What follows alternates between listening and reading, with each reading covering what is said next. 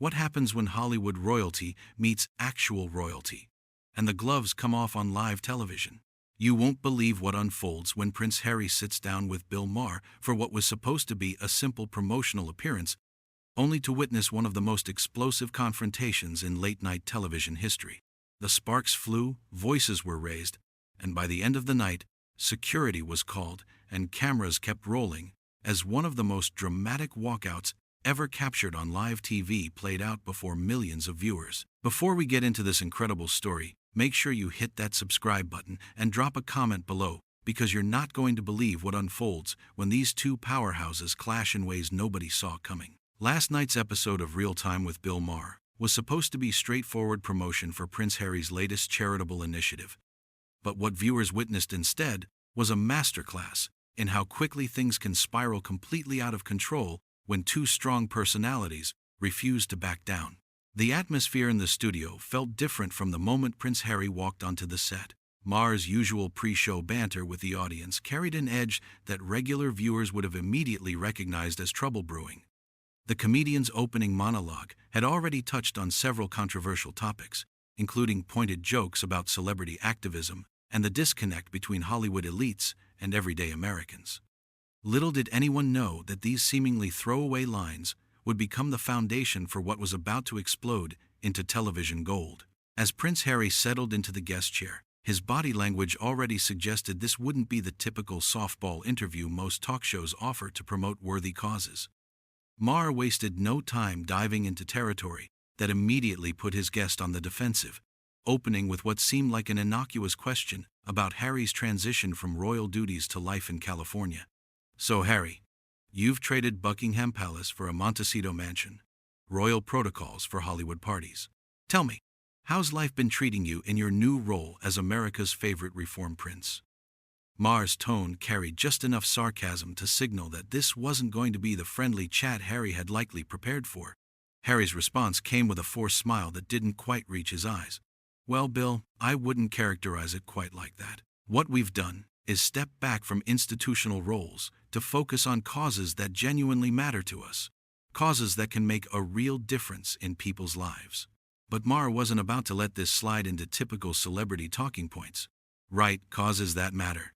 Like your $40 million Netflix deal and your wife's podcast empire. Very grassroots stuff there, Harry. I'm sure the average American struggling to pay rent really relates to your journey of self-discovery in a $12 million estate." The studio audience sensed the shift immediately. This wasn't the usual Maher treatment where celebrities get roasted, but everyone laughs it off. There was genuine tension crackling between these two men, and Harry's jaw visibly tightened as he processed what had just been thrown at him. "I think you're mischaracterizing what we're trying to accomplish," Harry replied, his voice carrying the first hint of the royal steel that would soon become much more apparent.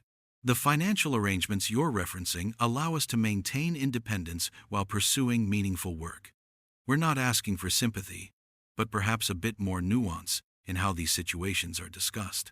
Maher leaned back in his chair with that predatory smile his audience knows well, the one that appears right before he goes for the kill. Nuance. That's interesting coming from someone whose entire brand has become complaining about how unfairly you've been treated by the very institution that made you one of the most privileged people on earth. The comment hung in the air like a challenge, and everyone in that studio knew they were witnessing something special brewing. Harry's media training was clearly battling with his personal instincts, and the cracks were starting to show. "I think there's a fundamental misunderstanding here about what we've actually said and done," Harry responded, his accent becoming more pronounced as his composure began to slip. "We've never complained about privilege. We've spoken about the importance of mental health, about protecting family, about using whatever platform we have responsibly." But Maher was just getting warmed up, and what happened next would set the stage for a confrontation that nobody in that studio would ever forget. The comedian's next question would prove to be the match that lit a fuse, leading straight to television history.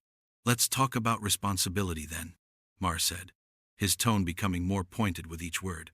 "Because I'm curious about how someone who spent years having every detail of their life managed by handlers suddenly becomes an expert on media ethics and institutional reform. What exactly qualifies you to lecture the rest of us about how society should work?" The question hit its target with surgical precision, and for the first time that evening, Prince Harry's carefully maintained composure showed genuine cracks. His hands gripped the armrests of his chair slightly tighter, and when he spoke, there was an unmistakable edge to his voice that suggested this conversation was about to take a turn that neither the producers nor the network executives watching from the wings had anticipated.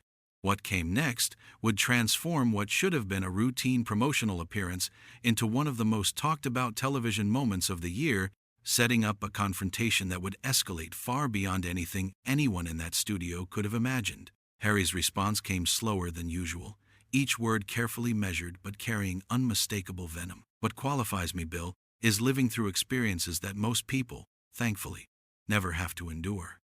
What qualifies me is watching my mother hounded to death by the very media machine you're now defending. The studio fell into complete silence. Even Maher, notorious for never backing down from controversy, seemed momentarily caught off guard by the raw emotion that had suddenly entered the conversation. But rather than retreating, he doubled down in a way that would prove to be the point of no return for this entire encounter. "Oh, here we go," Maher said, throwing his hands up theatrically. "The Diana card. Harry, with all due respect to your mother's memory, you can't use that tragedy as a shield every time someone asks you a legitimate question about your choices. Your mother died in 1997. You're a grown man in 2025 making very public, very lucrative decisions about your life and career." The color drained from Harry's face, and for a moment it looked like he might stand up and walk out right then and there. His voice, when it finally came, was barely controlled fury wrapped in a veneer of royal politeness that was wearing thinner by the second. "A shield?" Harry repeated, his accent now clipped and precise in the way that only comes with genuine anger. "My mother's death is a shield? Bill, I think you've just revealed more about your character than mine. That tragedy, as you so casually dismiss it, shaped everything about how I understand media responsibility and the real-world consequences of this entertainment you peddle."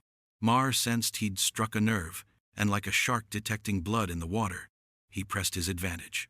"Look, I'm not dismissing anything, but let's be honest about what's happening here.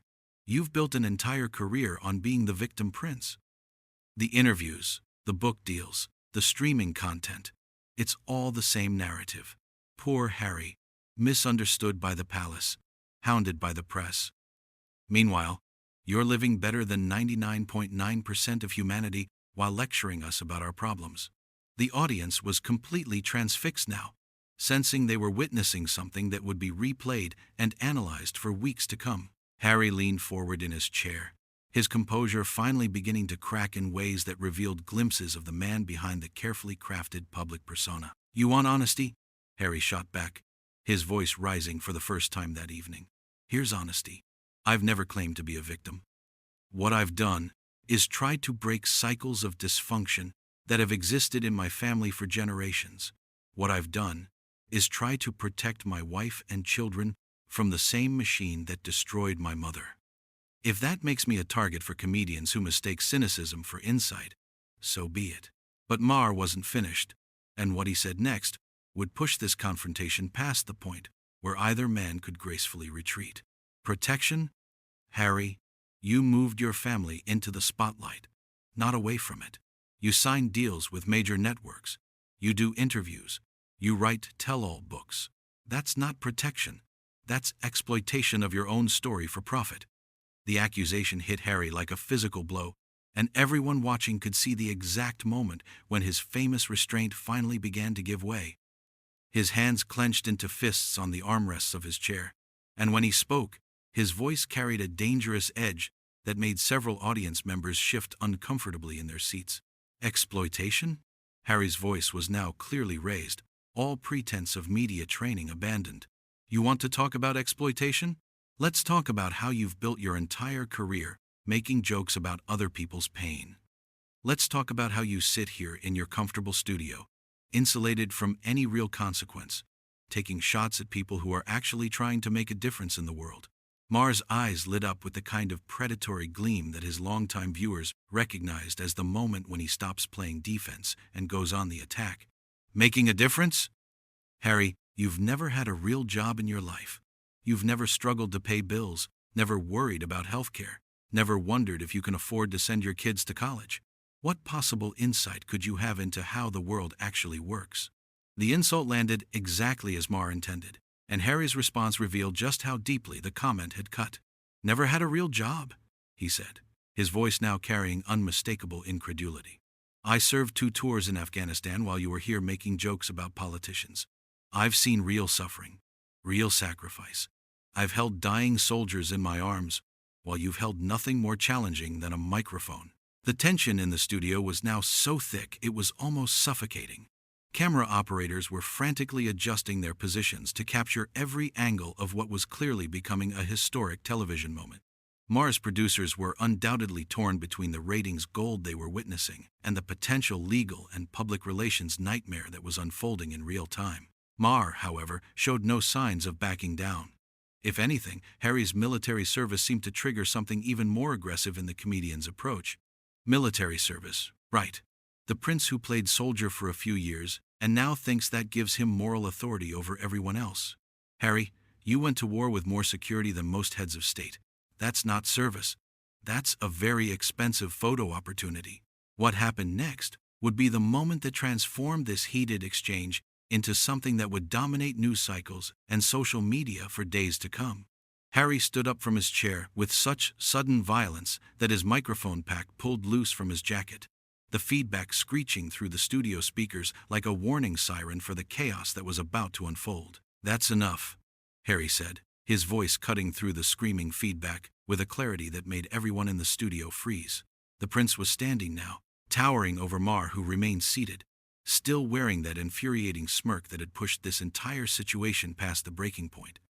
I came here thinking I was dealing with a professional, someone who might actually be interested in having a real conversation. Instead, I find myself sitting across from a bitter man who thinks cruelty passes for wit. Maher's response was to lean back in his chair with even more theatrical casualness, as if Harry's obvious fury was merely another source of entertainment. Oh, please, sit down, Harry. You're proving my point perfectly. The moment someone challenges your narrative, you throw a tantrum like the spoiled child you've always been. The insult was the final straw, and what Harry said next would be quoted and analyzed for months afterward. Spoiled child?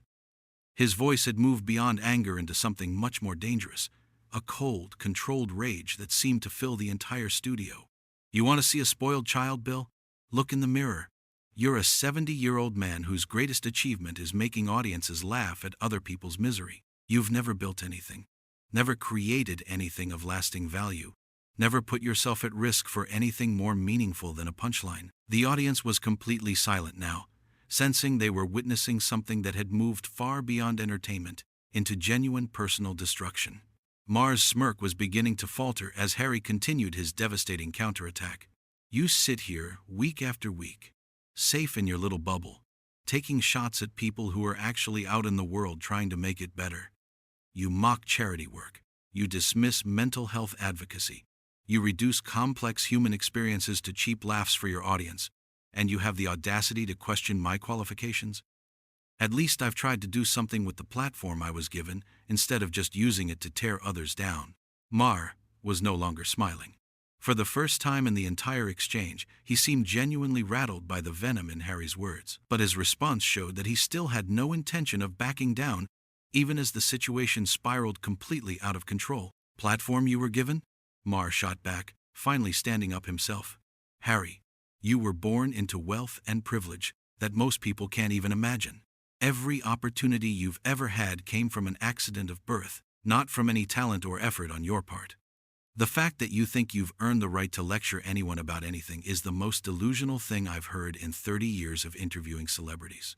What happened next was the moment that would be replayed endlessly across social media and news programs. Harry took a step toward Maher's desk, his face flushed with rage, and pointed directly at the comedian with an accusatory finger that shook with barely contained fury. You know what's delusional? Harry's voice was now loud enough to echo through the studio without any amplification. Thinking that because you can make people laugh, you're somehow qualified to judge how others choose to live their lives. You're a comedian, Bill. A failed comedian who found success by being mean-spirited and calling it honesty. The only reason anyone still pays attention to you is because you're willing to say things that decent people won't. The personal nature of the attack clearly hit home, and Maher's face darkened with anger. Failed comedian? I've been successful longer than you've been alive, you entitled little prince. The only reason anyone cares what you think is because your grandmother wore a crown. Without that accident of birth, you'd be nobody special. Just another whining rich kid with daddy issues. The mention of his family seemed to trigger something primal in Harry, and his response came with such intensity that several audience members audibly gasped. Don't you dare bring my family into this. You don't know anything about what we've been through, what we've sacrificed, what it costs to try to do the right thing when the entire world is watching and waiting for you to fail. Maher laughed, but it was a harsh, mocking sound that contained no humor whatsoever. Sacrificed? You live in a mansion. You have a Netflix deal worth millions. Your idea of sacrifice is giving up taxpayer-funded security while you make millions selling your family's secrets to the highest bidder. That was the final breaking point. Harry's voice, when it came, was pure fury unleashed. That's it. I'm done. I came here to talk about mental health awareness, about supporting veterans, about causes that actually matter. Instead, I find myself wasting time with a man who's built his entire career on cynicism and cheap shots. Harry began walking toward the exit, his movements sharp and decisive. The cameras followed him, capturing every moment as the most dramatic guest exit in late-night television history played out in real time. But Maher couldn't resist getting in one final shot. That's right, Harry, run away. Just like you ran away from your responsibilities to your family, to your country. Go back to your Hollywood mansion and make some more Netflix content about how hard your life has been. Harry stopped dead in his tracks and turned around one last time, his face a mask of controlled fury.